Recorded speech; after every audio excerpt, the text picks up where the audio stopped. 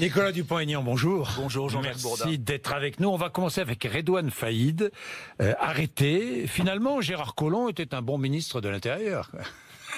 En tout cas, c'est une bonne nouvelle. Oui. Ce sont les policiers qui ont bien travaillé. Et notre police sait travailler. Donc elle est efficace aussi. Elle est efficace, notre police, quand elle a les moyens de travailler et quand la justice ne la paralyse pas. Bon, Gérard Collomb est parti. Il a dit qu'il partait pour rejoindre Lyon, pour être candidat à la mairie de Lyon. Est-ce que vous l'approuvez? Est-ce que vous approuvez son choix? Est-ce que vous comprenez son choix?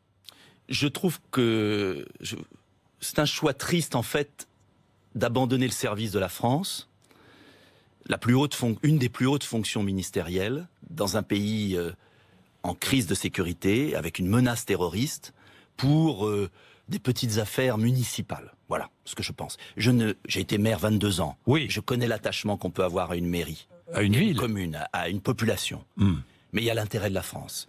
Et je vais vous dire, ce qui me choque le plus et qui pose une vraie question au président de la République, c'est comment le fidèle des fidèles, celui qui a le premier soutenu Emmanuel Macron, j'allais dire presque qui a été le chercher, ou du moins, comment ce fidèle des fidèles claque la porte au nez, publiquement, médiatiquement, d'Emmanuel Macron. Faut-il qu'il soit déçu à ce point?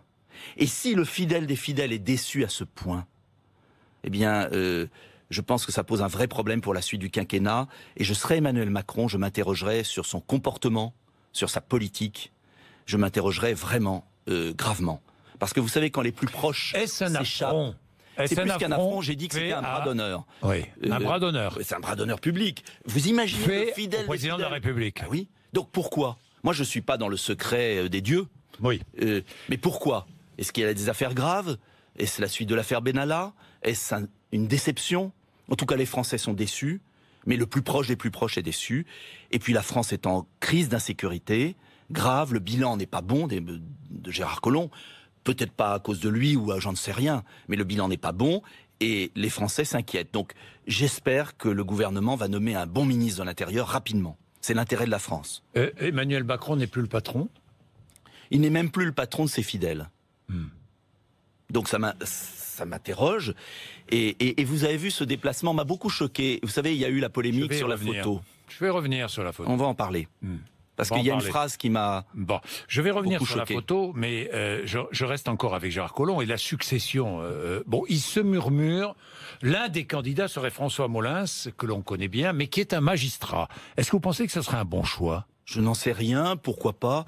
Vous savez, le problème, c'est pas simplement le titulaire de la fonction, c'est quelle est sa marge de manœuvre budgétaire. Quelle est la politique pénale? Or, vous savez qu'en France, on a un problème sécuritaire parce que les lois pénales sont laxistes et qu'elles sont appliquées de manière laxiste. Et que les policiers, les gendarmes, les pompiers sont découragés, écœurés. Donc la question n'est pas simplement le titulaire de la place Beauvau. La question, c'est est-ce qu'on change un jour de politique de sécurité comme je l'avais proposé à la présidentielle? Il faut tout revoir. Et on sait ce qu'il faut faire pour mettre les délinquants en prison. Et il ne faut pas que le président de la République s'affiche avec les délinquants. Bien, alors je vais y venir là à l'instant. Simplement, Gérard Collomb était là à votre place il y a moins d'un mois et il parlait de manque d'humilité au sommet de l'État, ce qui avait déclenché la colère d'Emmanuel Macron. Je ne sais pas si vous vous souvenez de cette interview. Je m'en souviens très bien. Et il avait eu des paroles très justes que tout homme politique d'ailleurs, où qu'il soit, devrait méditer en permanence. C'est-à-dire et les journalistes aussi d'ailleurs. C'est-à-dire le manque d'humilité pour un homme politique, c'est oui. Pourquoi la classe politique manque d'humilité? Oui. Oui, c'est pourquoi les Français les supportent plus. Oui. Je vais vous dire très clairement, parce que moi j'estime qu'un être humain, un journaliste aussi, bien tout sûr, le monde, un chef d'entreprise, doit toujours se poser la question, est-ce que je sers bien la France? Est-ce que je fais bien mon métier? Et on a le droit de s'interroger. Vous savez, l'ouvrier dans son usine, l'agriculteur dans son champ, il se pose toujours la question de savoir s'il peut faire mieux. Parce que son gagne-pain en dépend. Et il y a une caste, et vous le savez, une caste en France, qui s'estime toujours au-dessus des lois, au-dessus de tout. Et le président de la République, je pense, a eu... vous savez, on dit parfois que la tête ne passe plus entre les portes. Il n'y a pas que lui, mais je pense que sa tête ne passe plus entre les portes. Jupiter, il s'est même appelé. Bien. Nicolas Dupont-Aignan, vous vouliez revenir sur le voyage du président de la République à Saint-Martin. Oui. Expliquez-moi pourquoi. Qu'est-ce que vous sortez là? J'ai lu ce matin une phrase qui m'a fait bondir. Allez-y. J'aime chaque enfant de la République, ça c'est bien. Oui. Moi aussi. Quelles que soient ses bêtises, à la rigueur. Et quelle que soit la couleur de sa peau. Mais bien sûr. À la rédemption chrétienne, ça ne me choque pas. Oui. Parce que bien souvent, et là ça commence à dérailler, il n'a pas choisi l'endroit où il est né. Ah, donc ça veut dire que quand on est dans la difficulté, on doit être délinquant? Mais attendez la suite. Et il n'a pas eu la chance de ne pas en faire de bêtises. Ah, il n'a pas eu la chance de ne pas faire de bêtises. Mais vous vous rendez compte, un président de la République qui ose dire cela pour justifier ce qu'il a fait avec ce braqueur. Ça veut dire qu'il n'y a plus de responsabilité individuelle. Moi, je crois... qui a été condamné, qui a purgé sa peine. Oui, mais on est d'accord. Il y a une chose... Ce jeune braqueur. Ce jeune braqueur s'afficher en photo avec un jeune braqueur qui vous fait le doigt d'honneur. Non, il ne fait pas le doigt d'honneur. Il ne fait pas le doigt d'honneur. Mais il a expliqué, le jeune braqueur, pourquoi il avait fait son doigt d'honneur. C'est une inversion des valeurs. C'est une inversion des valeurs. Moi, je vais vous dire, quand le petit Adrien à Grenoble est mort, poignardé, la mère a écrit à l'Élysée, il n'y a jamais eu de réponse. Quand il y a des victimes, il n'y a jamais de réponse de l'Élysée.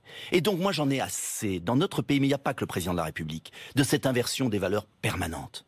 C'est-à-dire que ceux qui violent la loi, ceux qui ont un mauvais comportement sont toujours excusés, et ceux qui trahiment, qui trinquent, qui ont des difficultés sont toujours pénalisés. C'est le problème de fond de notre société. Voilà. Mais ces deux jeunes, mais je ne veux pas les accabler. Est-ce que ces deux jeunes, il faut leur donner une chance? Mais bien, est-ce qu'ils doivent avoir leur chance dans notre République? Ils ont leur chance. Tout jeune a sa chance dans la République. Ils doivent prendre leur chance. Ils doivent saisir leur chance. On doit les aider à rebondir. Mais le président de la République incarne les valeurs du pays.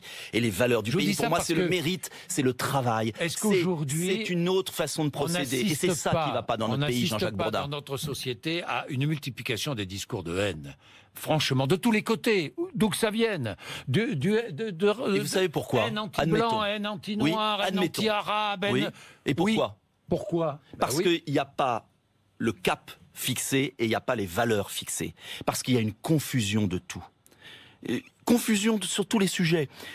On attend d'un président de la République qu'il incarne une certaine pensée. Mais qui nourrit la confusion? Qui? Les hommes politiques? Certains hommes politiques, ceux qui ont mal gouverné, ceux qui laissent les voyous en liberté, ceux qui ne récompensent pas le travail des retraités qui ont cotisé toute leur vie et qu'on signe un contrat moral avec la France. Quand vous cotisez pour votre retraite, vous attendez de l'État qu'il respecte sa parole et qu'il vous rende la retraite que vous avez économisée. Et vous n'avez pas le droit de désindexer les pensions de retraite, c'est de la spoliation. Spoliation, tiens, tout à l'heure à l'Assemblée, j'ai fait une conférence de presse là-dessus, il n'y avait pas grand monde. Tiens, étonnamment, sur la privatisation de 3 grandes entreprises qui vont être bradées comme les autoroutes. C'est la peine humaine de ceux qui ont construit Aéroport de Paris, qui ont construit Engie, la Française des Jeux qui va être bradée.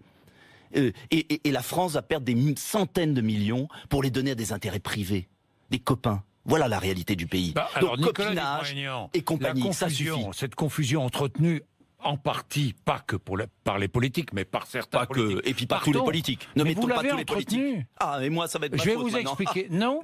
Mais je ne dis pas que c'est votre faute, je dis que vous l'avez entretenu. Comment? Après les déclarations de Jean-Michel Blanquer, c'était ici aussi, l'apprentissage de l'arabe à l'école. A-t-il dit, Jean-Michel Blanquer, qu'il allait rendre cet apprentissage obligatoire? Est-ce qu'il l'a dit? J'ai les extraits. Alors, vous n'allez pas me coincer là-dessus, Jean-Jacques Bourdin. Vous avez les extraits? Il était là face à moi. Oui, j'ai les 2 extraits, parce que j'ai regardé avant. Alors. Le rapport Montaigne dit quoi? Et vous l'avez interrogé là-dessus. Et vous n'allez pas me coincer là-dessus. Vous êtes fort, mais moi aussi. J'ai relu et j'ai réécouté et j'ai parlé après avoir visionné les 2. Le rapport Blanquer, vous dites vous, Jean-Jacques Bourdin, au ministre de l'Éducation. Le rapport Montaigne dit que dans certains quartiers, si les jeunes vont vers l'islamisme radical, c'est parce qu'ils ne connaissent pas assez leur culture et qu'ils devraient apprendre l'arabe plutôt que de se le faire enseigner par des prédicateurs dans des mosquées. Vous êtes d'accord avec ça? Non. Et Jean-Jacques Blanquer et Jean-Michel Blanquer dit... Vous n'êtes pas d'accord avec ça? Mais Jean-Michel, je vais vous dire pourquoi. Oui. C'est important. Oui. Et Jean-Michel Blanquer dit oui. Il le dit, oui. C'est un oui. Vous pouvez regarder. Et je vais vous dire pourquoi je suis en désaccord complet. Attendez, laissez-moi finir. Non, parce que là, vous êtes en train de tronquer la vérité. Ah non, il le dit. A-t-il dit, je vous pose une question. Oui. A-t-il dit qu'il allait rendre l'apprentissage de l'arabe obligatoire? Attendez la suite. Je vous pose il la a question. dit qu'il allait développer l'apprentissage de l'arabe dans les quartiers. Et je vais vous dire pourquoi. Attendez, je vais vous dire pourquoi. C'est un contresens total. Je vous pose la question. Est-ce qu'il a dit qu'il allait rendre cet apprentissage obligatoire. Ambigu. Il l'a dit ou pas? Il a été ambigu. Et vous ne répondez pas. Eh bien, moi, je vous dis. Extraordinaire. Vous voyez la confusion. Oh, ça y est. Vous voyez où elle est, Attendez, la confusion, attendez. Nicolas Dupont-Aignan. Elle est avec les hommes politiques qui ne répondent pas. Mais si, je vous coince. Parce que vous avez entretenu. Il a vous savez épousé. pourquoi vous avez entretenu la confusion? Parce que. Pas à des fins politiciennes. Non. Uniquement. Non. Vous êtes saisi tout de suite de cette Alors, je vous réponds. Mais si. Écoutez-moi. Oui. Quand Jean-Michel Blanquer, ministre de l'Éducation nationale, souscrit à la thèse de la théorie Montaigne, il vous dit oui ici, selon laquelle, parce qu'il y a des mosquées salafistes, on va apprendre l'arabe au primaire, parce qu'il a parlé du primaire dans le deuxième oui. Au primaire, vous lui avez même réinsisté, vous avez dit est-ce qu'il faut apprendre l'arabe au primaire? Il a dit comme oui. Une autre langue. Mais vous plaisantez, la manière dont il l'a dit. Comme une autre langue, c'est ce qu'il a dit. Il a parlé du russe et du chinois. Oui, c'est différent. Je dis que c'est pas parce qu'on est issu. C'est là la confusion.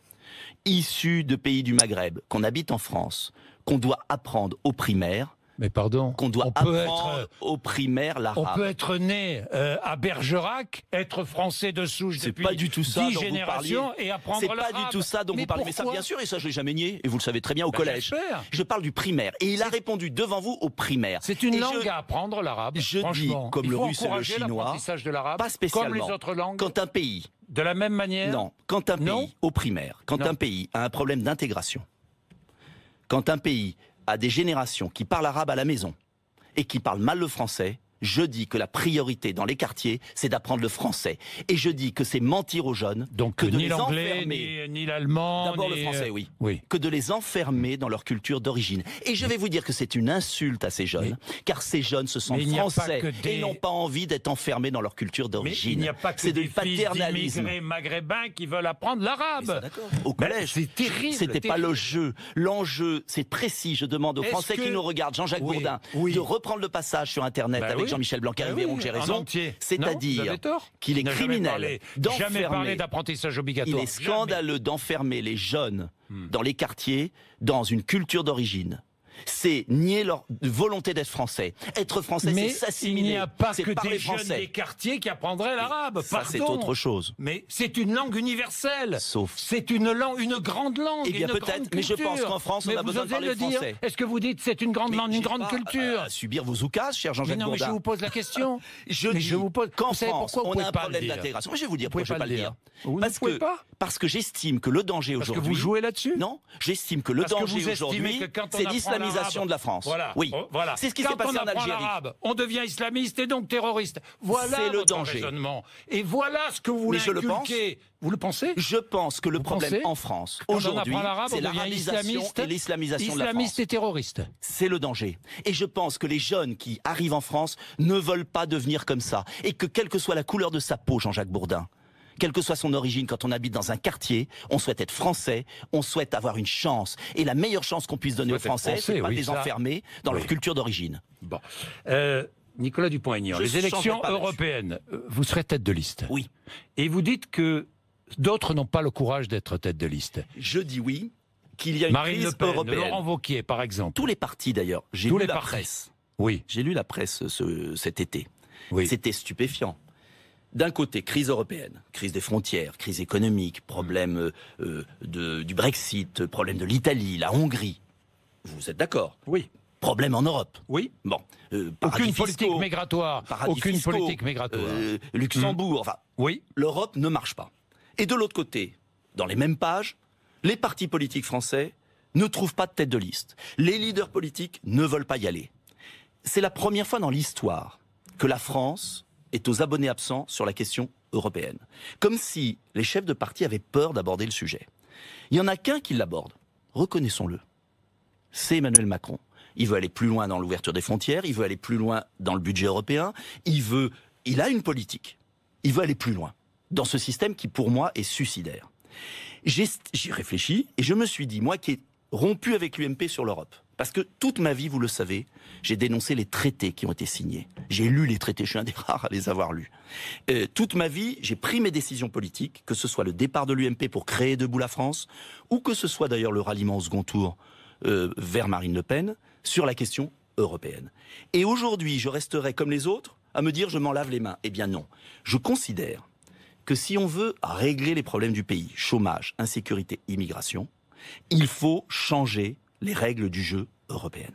Et donc, je mènerai une liste d'union et je fais appel à des gens de partout, notamment du Rassemblement National, Alors, notamment des justement, Républicains. Dimanche, parlons du Rassemblement National, parce que dimanche dernier, vous annonciez des ralliements qui allaient, disiez-vous, bouleverser la vie politique. Oui. Alors, je vous attends. Eh bien, j'en ai. Tiens, hier, 2 députés européens du Rassemblement National, s'ajoutant à un 3e, Bernard Monod, qui m'a été venu avant l'été, Philippe Loiseau, Sylvie Gaudin. Alors, vous ne les connaissez peut-être pas. Ce sont deux députés européens du Rassemblement qui travaillent National, très bien, ce matin. qui travaillent très bien à Bruxelles, sur l'agriculture pour l'un, dans la région centre, et qui est un des plus grands spécialistes agricoles, et sur la pêche pour l'autre, qui m'ont écrit, ils vont publier la lettre sans doute aujourd'hui, pour dire on soutiendra Nicolas Dupont-Aignan. Il nous a soutenus au second tour. J'ai été d'une loyauté parfaite à l'égard de Marine Le Pen au second tour parce que je voulais faire barrage à Macron. Eh bien, pourquoi ce ne serait pas lui qui tirerait une liste d'union? 16 députés européens du Rassemblement National. Ça en fait 3 déjà, puisque Bernard Monod. Voilà, ça en fait 3 et puis déjà. il y en aura d'autres, vous verrez. Et il y en aura d'autres. Et puis 3 des qui vous élus. rejoignent. Écoutez, depuis que j'ai annoncé ma candidature, tous les jours j'ai des appels, notamment de responsables du Rassemblement National, qui me disent « Vous nous avez soutenus dans les moments difficiles. Marine Le Pen n'est pas candidate. Elle n'a pas de candidat. Pourquoi on ne vous soutient pas ?» Je lui dis « Écrivez à Marine Le Pen, c'est son choix. » Par ailleurs, j'ai des républicains qui nous ont rejoints déjà, des anciens alliés des Républicains. Jean-Frédéric Poisson, qui était quand même porte-parole de François Fillon. Le CNI, le CNIP, le vieux parti de France, certes, des partis plus modestes, mais des alliés historiques des Républicains me rejoignent.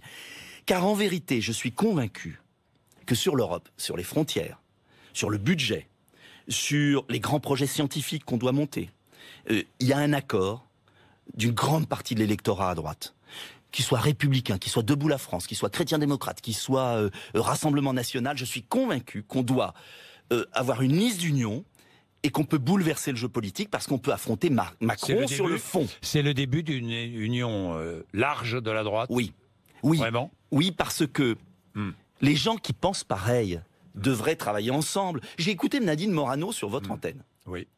Alors là, j'ai les bras m'en tombent et en même temps, je l'aime bien. Donc il y a un truc que je comprends pas. Elle a voté contre les sanctions à Orban. Son parti a voté pour.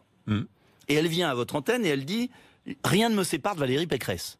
Alors que Valérie Pécresse voulait l'exclure parce qu'elle avait voté contre les sanctions. Donc je dis, par exemple, à Nadine Morano, tout le monde sait que vous pensez plus comme moi que comme Pécresse.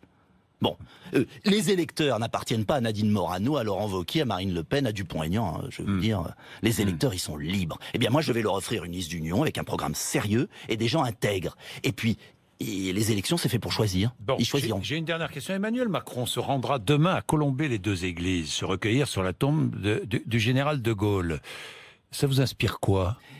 J'ai le respect de la fonction présidentielle. Oui. Que le président se rende sur la tombe, je ne vais pas le critiquer. De Charles de Gaulle, oui. Mais moins on incarne une fonction, plus on en parle. C'est-à-dire, moins il incarne le gaullisme, plus il va en parler, et là, ça le relève d'une sorte d'imposture. C'est un peu l'hommage du vice à la vertu, quoi. C'est quand même... Vous imaginez le général de Gaulle posé avec 2 braqueurs qui vous font le droit d'honneur. Vous imaginez le général de Gaulle demander qu'il y ait un budget européen et des taxes européennes. Donc, le problème de fond de la 5e, c'est pas simplement Emmanuel Macron, hein. C'est qu'ils ont signé des traités européens qui dépossèdent le peuple français du vote. Le général de Gaulle, la constitution de la 5e, c'est quoi? C'est le pouvoir du peuple. D'ailleurs, le général de Gaulle, il est parti sur un référendum perdu. Les présidents qui ont succédé à de Gaulle ont pris le pouvoir, mais n'ont pas pris la responsabilité du pouvoir. Vous voyez ce que je veux dire? C'est-à-dire qu'ils ont gardé le pouvoir, ils en ont transféré une partie à Bruxelles, et les référendums, le respect du peuple... remettre en jeu son mandat avant... Non, je suis pas comme ça. Moi, je respecte les institutions. Vous n'êtes pas comme Jean-Luc Mélenchon. Non, je respecte les institutions. En revanche, j'aimerais, par exemple, qu'Emmanuel Macron fasse un référendum sur la politique européenne. Est-ce qu'il faut continuer à supprimer les frontières? Est-ce qu'il faut continuer à augmenter le budget européen? On aura un vote, hein, au printemps. C'est pourquoi je suis candidat. Merci, Nicolas